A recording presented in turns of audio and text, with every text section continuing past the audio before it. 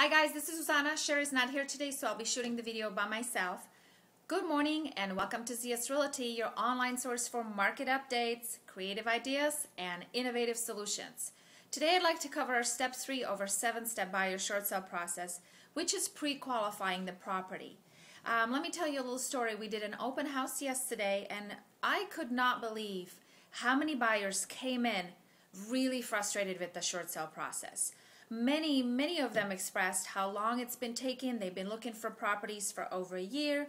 They've been putting offer on properties with no answers, no follow-up, and frankly they were all really frustrated. And we started asking them questions, and I could identify right away why they were frustrated, because their agent hasn't been asking those correct questions to really identify the properties that were the right fit for them. So this takes us back to our step number 3, which is pre-qualifying the property. Why is that important? Because there's a lot of issues that could be happening behind the scenes on these distressed properties. Certain things Sherry and I look for to avoid are things like how many days on the market. If the property's been on the market for a long time, there could be a problem. How many loans against the property? What banks have those loans? Because that could also determine how we're going to write the offer. We know what banks have what requirements and what they cover and what they don't, so we will tailor that offer to fit that particular banks. Banks like that. Also, is the second already sold off to the collection agency, and has it been handled by the attorneys? That's a huge problem, and we certainly need to know about it because we need to see how to do our negotiating and how to tailor our tactics to handle with those. Also, how long has the seller been in the default?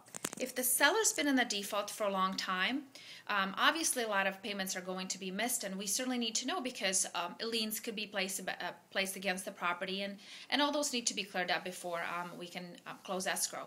Is the property going to a trustee sale? That's huge. Let's say the property has been on the market for a long time and the sellers missed a lot of payments. They probably missed their property taxes. Those turn into liens. They most likely missed their HOA dues if they're in an HOA area. Those turn into huge liens that need to be cleared up.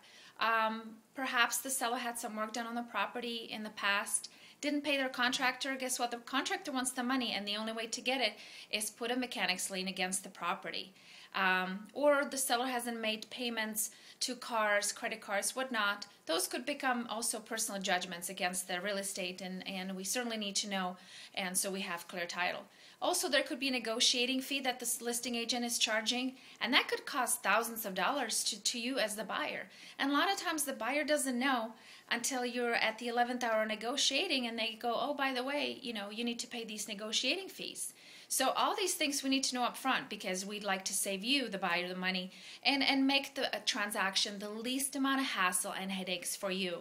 I know there's a lot to cover. I know it's confusing. I hope I was able to clarify just a little bit on the process of how you really need to investigate.